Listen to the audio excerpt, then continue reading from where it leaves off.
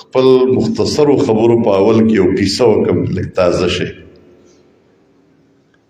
مونږ چې واړه وو نو په سکول کې به م سبق وی، نو په هغې سبقونو کې د پښتو زموږ کتاب به و، نو په هغې کې یو سبق و د ټوپو سوداګر. د مشرانو ته به کېدای شي یاده وي. د ټوپو سوداګر داسې و چې بوجۍ به یې د ټوپو ډکه کړې وه او ګرځېده به په دې کلو کې به یې ټوپۍ خرڅولې. نو یو ځل چېرته په بغر کې په ځنګل کې روان وو، هغه ټوپو هغه بوجۍ یې کېښوده او ډډه یې ووهله، دمه یې کوله، جوده شو. یو ځای بل ځای په دې ونو کې شادوګان ناست وو، د هغې چې ولیده سړی ناست دی، اوده دی او ټوپۍ په سر ده او ټوپۍ ورسره دي. نو دې اوده و هغه راغله، دا بوجۍ یې کولاو کړه شادوګانو، یوه ټوپۍ تیار یې په شادو په سر کړه او ودې ته وخته. او بیا یې کوشش کوو چې دا سړی اوس راپاسي، لکه زمونږ وینې د ټوپۍ مونږ وړي دي.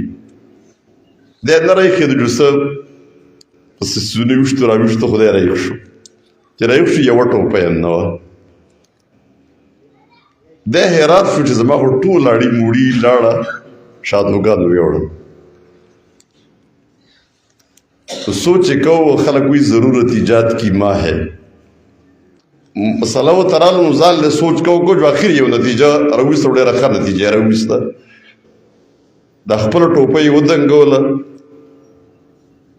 بیا چې راوغورځېده نو بیا یې په لته ووهله، بیا یې ودنګوله.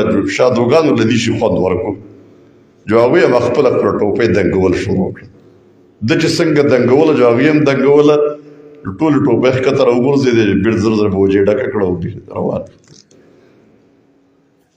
کیسه مې د دې دپاره وکړه چې موږ ډېر په اهم پروګرام کې ناست یو، د قرآن و سنت زده کړه شوې ده. موږ به خپل دین د دې قرآن و سنت نه زده کوو او خپل ژوند به ټول د دې مطابق چلوو. نن زموږ حالت د هغې شادوګانو په شان جوړ شوی دی چې څوک ورته څنګه ټوپۍ ودنګېږي، موږ یې پسې دنګو ایسته. زمونږ دین هم موږ د نورو خلکو نه اخلو. د هغې بنیادي وجه دا ده چې موږ قرآن و سنت عملاً پرېښی دی. علما لګیا دي، مدرسې دي، ستړې ده، بس دا د دیو کار دی. دا علما به یو، دا طالبان به یو، طالبات به یي، دیو به دین زده کوي او دیو به تقریرونه کوي او زمونږ خپله خوښه ده چې څه کوو هغه به کوو.